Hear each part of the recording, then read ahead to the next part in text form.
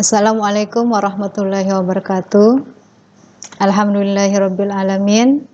Puji syukur kita panjatkan kehadirat Allah Subhanahu wa taala yang telah memberikan kita nikmat kesehatan sehingga pada kesempatan ini Bu Guru bisa menyelesaikan pembuatan video pembelajaran walaupun masih tahap belajar. Nah, anak-anakku semua, mudah-mudahan dengan video pembelajaran ini kalian tidak akan ketinggalan materi pelajaran, terutama untuk pelajaran IPA terpadu kelas 9. Nah, anak-anakku semua, Bu Guru sangat berharap kalian bisa memanfaatkan waktu BDR kalian dengan sebaik-baiknya. Jangan terlalu sering keluar rumah, hindari kerumunan. Kalaupun harus keluar rumah, usahakan kita laksanakan protokol kesehatan yang sudah ditetapkan, seperti memakai masker kalau keluar rumah, kemudian menjaga jarak, dan sesering mungkin mencuci tangan dengan sabun dan air mengalir. Nah, anak-anakku semua, mudah-mudahan video pembelajaran yang sudah Bu Guru buatkan ini bisa bermanfaat untuk kalian atau untuk kita semua. Selamat mengikuti video-video pembelajaran.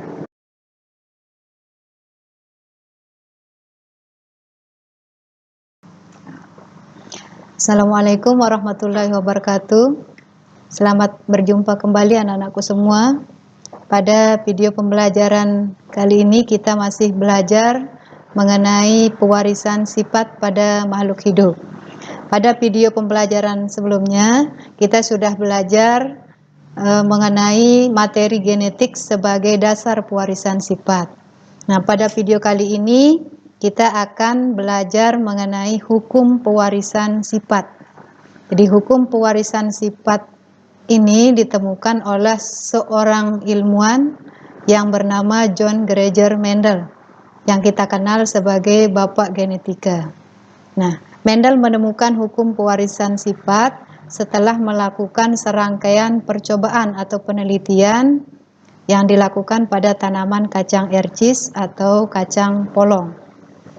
Dari hasil penelitiannya, Mendel menemukan dua buah hukum, yaitu hukum satu Mendel atau yang dikenal dengan hukum segregasi, kemudian hukum dua Mendel atau hukum asortasi. Nah, untuk lebih jelasnya bagaimana penerapan hukum-hukum Mendel atau hukum pewarisan sifat bisa kita lihat pada persilangan-persilangan yang dilakukan oleh Mendel.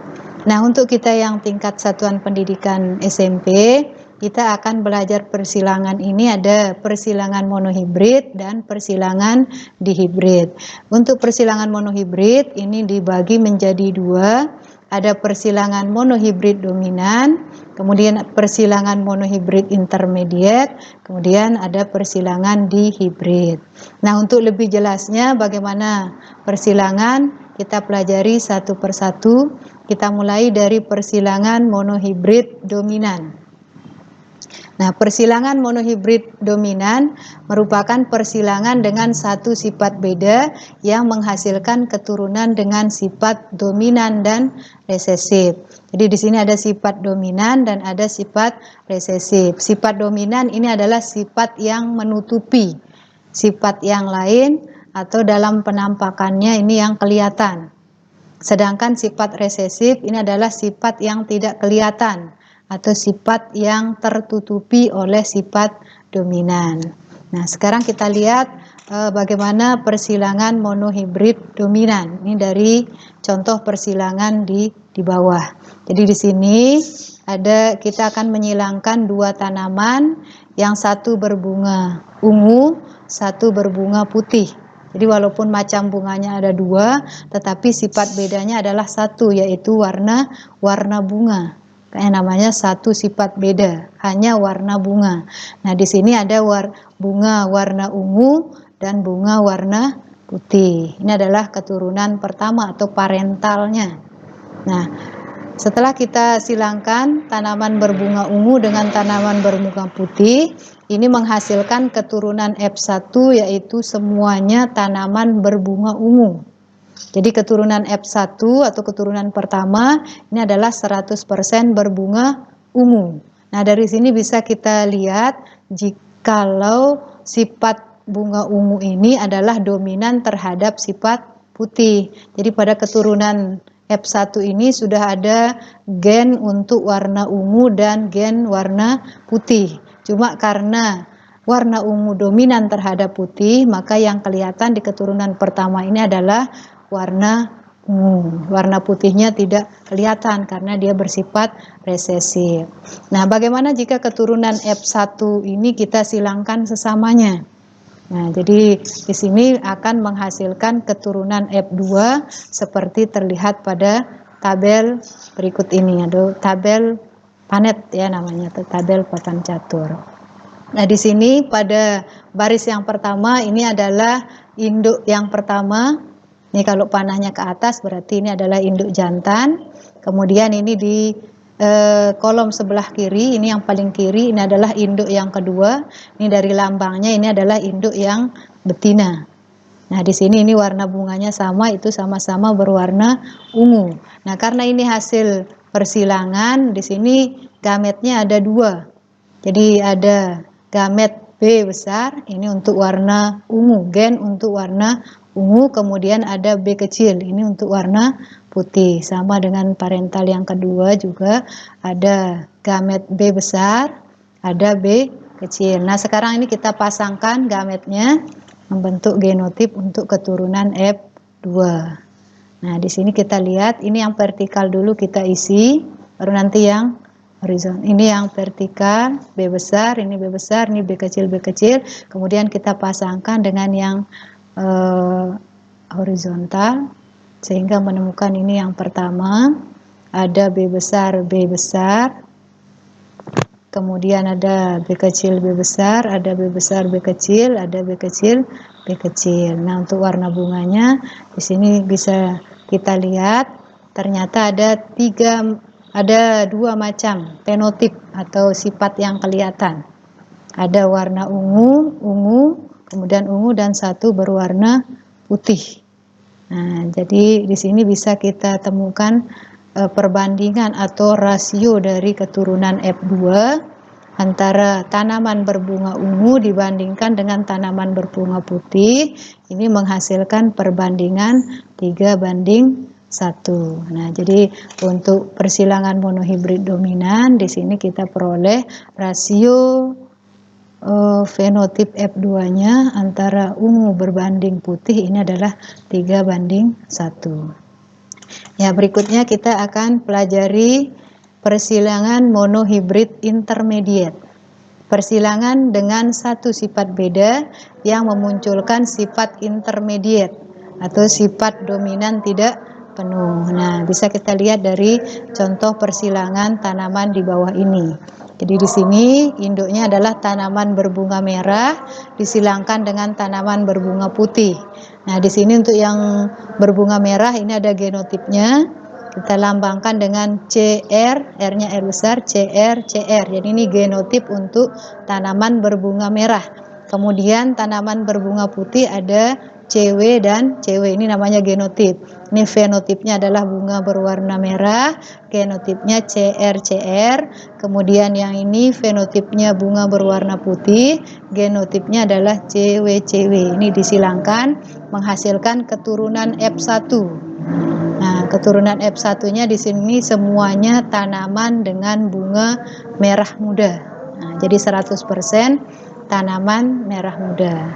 Nah, sekarang kita jika keturunan F1 yang berbunga merah muda ini disilangkan sesamanya, maka akan menghasilkan keturunan F2 seperti terlihat pada tabel di samping. Jadi di sini ada gametnya, ada CR, ada CW, sama juga ini yang kedua ada CR, ada CW. Ini akan menghasilkan CR, kemudian ini akan menghasilkan CR, CW, Kemudian ini menghasilkan genotip CR dan CW, kemudian ini CW-CW. Jadi dari sini bisa kita lihat dari tabel ini ada 3 macam genotip pada keturunan F2 dan ada 3 macam fenotip juga. Jadi genotipnya ada 3, ada CR-CR, kemudian ada CR-CW, ada CW-CW, jadi 3 ini. Perbandingan genotipnya adalah 1:2:1. Jadi CR-CR ini ada 1, kemudian CR-CW-nya ini ada 2, kemudian CW-CW ini ada 1. Jadi rasio atau perbandingan genotip F2 adalah 1:2:1. Nah, bagaimana dengan rasio fenotipnya? Di sini juga sama. Ada 3 fenotip, ada warna merah, kemudian merah muda, dan ada warna putih.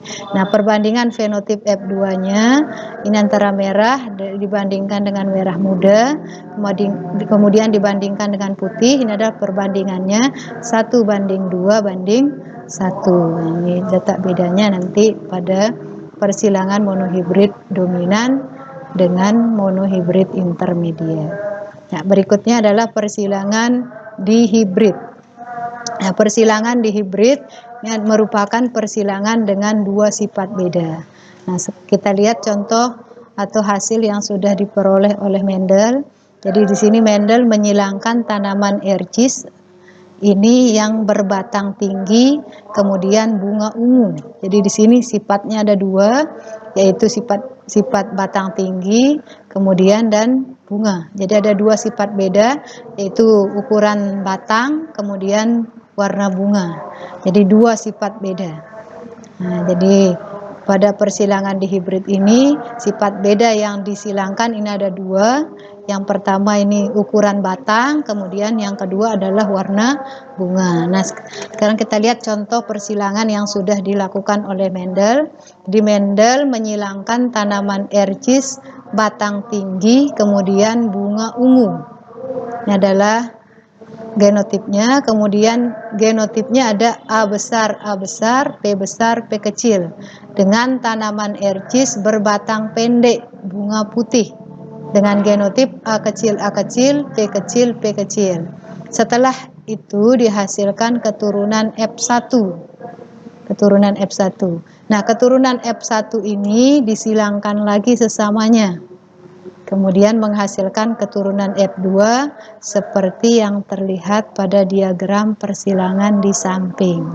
Jadi ini adalah parental yang kedua. Ini keturunan F1 tadi yang genotipnya A besar, P besar, P besar disilangkan dengan A kecil, P kecil, P kecil.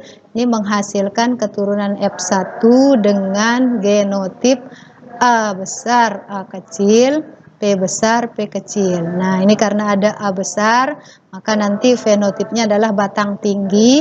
Karena ada A besar, ini fenotipnya adalah batang tinggi. Kemudian ada P besar, berarti bunganya adalah ungu. Jadi ini keturunan F1 100% menghasilkan tanaman berbatang tinggi berbunga ungu. Nah, kemudian ini disilangkan sesamanya dengan genotip yang sama, fenotip juga sama. Jadi ini adalah induk atau parental yang kedua yang menghasilkan keturunan F2 seperti terlihat pada tabel. Nah, jadi ini adalah gametnya, ada 4 macam.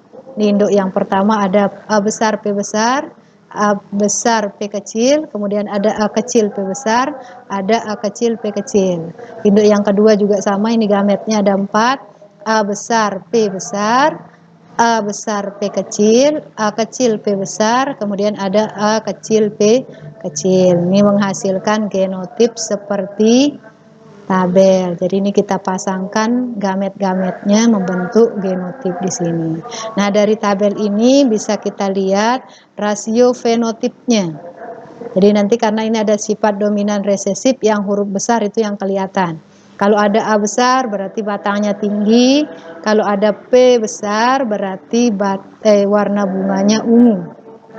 Jadi ini bisa kita lihat ada tanaman dengan batang tinggi, berbunga ungu. Ini yang ada A besar, ada P besarnya. Di sini ada, kemudian ada tanaman dengan batang tinggi, kemudian berbunga putih. Nah, ini yang kedua. Kemudian yang ketiga ada tanaman berbatang pendek, kemudian bunganya ungu. Dan yang keempat ada tanaman, ini yang A kecil, ini berarti batangnya pendek, kemudian ada P kecil, berarti bunganya putih. Jadi ada 4 macam fenotip di sini, yaitu ada tanaman berbatang tinggi berbunga ungu, kemudian tanaman berbatang tinggi berbunga putih. Ini jumlahnya, kalau yang batang tinggi bunga ungu ini jumlahnya 9, kemudian batang tinggi berbunga putih ini jumlahnya 3, kemudian ada tanaman berbatang pendek bunganya putih ini juga 3, dan yang terakhir ada tanaman berbatang pendek bunga putih ini jumlahnya hanya 1, sehingga diperoleh rasio fenotip 9:3:3:1.